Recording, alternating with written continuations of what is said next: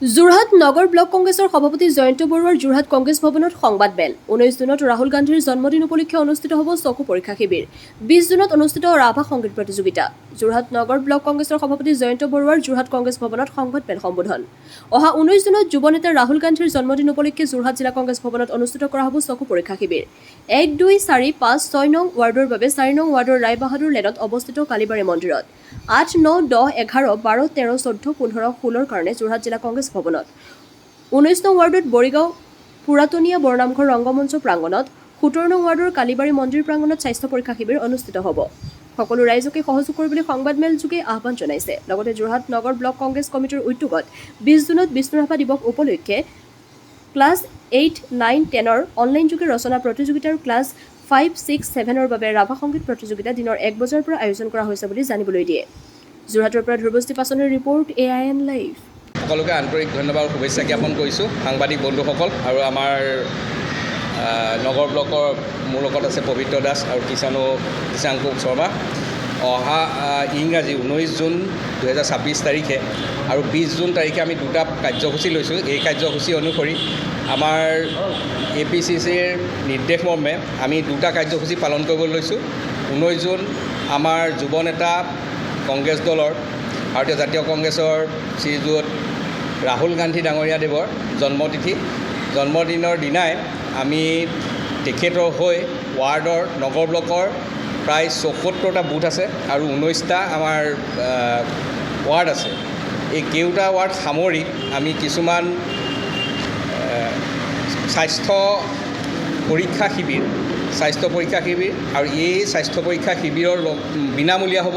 তাৰ লগতে আমি স্বাস্থ্য শিবিৰৰ লগত সংগতি ৰাখি আমি ক'ৰবাত চকু পৰীক্ষা, ক'ৰবাত দন্ত পৰীক্ষা, ক'ৰবাত পূৰা শৰীৰ পৰীক্ষা ইত্যাদিবিলাকৰ ব্যৱস্থা আমি কৰিছোঁ। সেই অনুসৰি আমি পুৱা 9 বজাৰ পৰা যোৰহাট জিলা কংগ্ৰেছ ভৱনত আমি এটা ফ্ৰী আই কেম্পৰ ব্যৱস্থা কৰিছোঁ, যিটো আই কেম্পত প্ৰায় আমাৰ 8, 9, 10, 11, 12, 13, 14, 15, 16 এইকেইটা ৱাৰ্ড সামৰি ল'ব। ইয়াত প্ৰায় 10জনীয়া এটা গ্ৰুপ থাকিব। এই গ্ৰুপটোৰ ভিতৰতে সম্পূৰ্ণ চকুৰ পৰীক্ষা বিনামূলীয়া হ'ব আৰু তেওঁলোকে কাৰোবাৰ যদি এই পৰীক্ষাত কিবা ধৰা পৰে তেতিয়াহ'লে তেওঁলোকৰ যি অনুষ্ঠানটো আহিব তেওঁলোকে সম্পূৰ্ণ ট্ৰিটমেণ্ট ফ্ৰী কৰিব আৰু ইয়াৰ পৰা লৈ যোৱাৰ ব্যৱস্থাও কৰিব আৰু নি পেলাই ঘৰত থৈ অহাৰ ব্যৱস্থাও কৰিব। তেনেকুৱা ধৰণৰ আমাৰ দুটা অনুষ্ঠান আছে। এটা অনুষ্ঠান আমাৰ যোৰহাট ডিষ্ট্ৰিক্টৰ কংগ্ৰেছ অফিচত হ'ব আৰু এটা অনুষ্ঠান হ'ব ৰায়বাহাদুৰ লেন 4 নম্বৰ ৱাৰ্ড কালীবাৰী। তাতো আমাৰ প্ৰায় এটা 10জনীয়া টীম যাব। এই টীমটো আমাৰ সমগ্ৰ যি ট্ৰিটমেণ্ট হ'ব, এই ট্ৰিটমেণ্টটো সম্পূৰ্ণ ফ্ৰী কৰিব বুলি তেওঁলোকে লৈ গৈছে। প্ৰথম অৱস্থাত পৰীক্ষা হ'ব, পৰীক্ষা কৰাৰ পাছত তেওঁলোকে ফ্ৰী ব্যৱস্থাই কৰিব। চশমা দিব প্ৰায় আধা দামত আৰু অন্যান্য যিবিলাক কেটেৰেক্ট হওক বা এনেকুৱা চকুৰ যিবিলাক পৰীক্ষা হয় বা অপাৰেশ্যন হয় সেইবিলাকো প্ৰায় 50% ৰেহাই দিব বুলি তেওঁলোকে আমাক জানিবলৈ দিছে। ইয়াৰ উপৰিও 19 নম্বৰ ৱাৰ্ডতো এটা আমাৰ স্বাস্থ্য পৰীক্ষা শিবিৰ হ'ব। এই পৰীক্ষা শিবিৰ অনুসৰি 19 নম্বৰ ৱাৰ্ডৰ পুৰাতনীয়া বৰনামঘৰ ৰংগমঞ্চত অনুষ্ঠিত হ'ব আৰু 17 নম্বৰত আমাৰ এটা দন্ত পৰীক্ষা শিবিৰ হ'ব। এইটো বিনামূলীয়া হ'ব। এই দন্ত পৰীক্ষা শিবিৰত কালী মন্দিৰ বুলি এটা জেগা আছে, তাত 18 নম্বৰ ৱাৰ্ডত, তাতে আমাৰ অনুষ্ঠিত হ'ব। আৰু 20 তাৰিখ নেক্সট ডেট 20 তাৰিখ কলাগুৰু শ্ৰী বিষ্ণুৰাভাৰ দিৱস উপলক্ষে আমি দুটা প্ৰগ্ৰেম ৰাখিছোঁ। সেই প্ৰগ্ৰেম অনুসৰি আমি অনলাইন ব্যৱস্থাৰে ৰচনা প্ৰতিযোগিতা ব্যৱস্থা কৰিছোঁ। এই ৰচনা প্ৰতিযোগিতাৰ মূল বিষয়বস্তু হ'ল আজিৰ অসমৰ সমাজ জীৱনত বিষ্ণুৰাভাৰ চিন্তাৰ প্ৰয়োজনীয়তা। এই বিষয়বস্তুটোৰ ওপৰত যিকোনো লেংগুৱেজতে দিব পাৰিব, যিকোনো মানে হ'ল হিন্দী ছাবজেক্টটো আজিৰ অসমৰ সমাজ জীৱনত বিষ্ণুৰাভাৰ চিন্তাৰ প্ৰয়োজনীয়তা।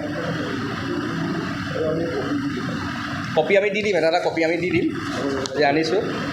এইটো আমি অনলাইন যোগে কৰাৰ ব্যৱস্থা কৰিছোঁ। এটা মেইল ID দিছোঁ, এটা হোৱাটছআপ নম্বৰ দিছোঁ। ইয়াৰ উপৰিও প্ৰায় যোগাযোগ কৰিবৰ কাৰণে 8টা আমাৰ নাম্বাৰ স্কুলবিলাকত দিছোঁ আৰু সংগীত অনুষ্ঠান যিবিলাক আছে সেইবিলাকতো দিছোঁ।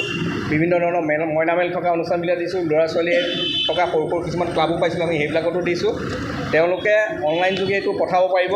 ইয়াত 3টাকৈ পুৰস্কাৰৰ ব্যৱস্থা থাকিব, ফাৰ্ষ্ট, ছেকেণ্ড, থাৰ্ড, আৰু লগতে উদগনিমূলক বাকীখিনিৰ ব্যৱস্থা কৰা হ'ব। ইয়াৰ লগে লগে আমাৰ এই জিলা কংগ্ৰেছ ভৱনৰ বাকৰিতে আমি এখনি সংগীত প্ৰতিযোগিতা পাতিব খুজিছোঁ। সেইটো হ'ব ক্লাছ 5, 6, 7, আৰু ৰচনা প্ৰতিযোগিতাখিনি আছিলে 8, 9, 10। এইটো হ'ব 5, 6, 7। এই 5, 6, 7ত আমি সংগীত প্ৰতিযোগিতাৰ ব্যৱস্থা কৰিছোঁ। তাতো 3টাকৈ প্ৰাইজ থাকিব, ফাৰ্ষ্ট, ছেকেণ্ড, থাৰ্ড, আৰু বাকী যি পাৰ্টিচিপেণ্ট কৰিব তেওঁলোককো আমি উদগনিমূলক হিচাপে দিয়াৰ ব্যৱস্থা কৰিছোঁ। ইয়াৰ উপৰিও মহুৱা মিত্ৰ দাস আমাৰ এগৰাকী যশস্বী শিল্পী যোৰহাটৰ, তেখেতে 2টাকৈ ৰাভা সংগীতৰ লগত সংগতি ৰাখি 2টা নৃত্য প্ৰদৰ্শন কৰিব কণকণ মইনামণিহঁতৰ দ্বাৰা। আৰু আমি ভাবিছোঁ যদি সম্ভৱ হয় ইয়াৰ মাজতে 2-4টা আমি সম্বৰ্ধনা অনুষ্ঠানো ৰাখিম। গতিকে এই সম্বৰ্ধনা অনুষ্ঠানত যিসকল শিল্পী আহিব, প্ৰায় 5জনমান শিল্পীক আমি ব্যৱস্থা কৰিছোঁ ইতিমধ্যে। তেওঁলোকে 50-50 মানে আমাক এক্সপিৰিয়েঞ্চ দি থৈছে, আহিব পাৰিব নোৱাৰে। যদি হয় আমি সেই সম্বৰ্ধনা অনুষ্ঠানটো হয়তো ইয়াত ৰাখিম। গতিকে ইয়াতে এই মূল 2টা বিষয়বস্তুৱে লৈ আজি আপোনালোকক আমি আমন্ত্ৰণ জনাই আনিছিলোঁ। আৰু এই 2টা বিষয়বস্তুৰ ওপৰত আপোনালোকে যদি অকণমান আমাক ভালকৈ সঁহাৰি জনাই পাব্লিচিটিটো ভালকৈ কৰি দিয়ে, আমি তেতিয়া অনাগত দিনত এই যি উঠি অহা যি প্ৰজন্ম তেওঁলোককো আমি কিছু এটা উৎসাহ জনাব পাৰিম বুলি ভাবিছোঁ। ধন্যবাদ। যিকোনো খবৰ আৰু বিজ্ঞাপনৰ বাবে যোগাযোগ কৰক 7896121996।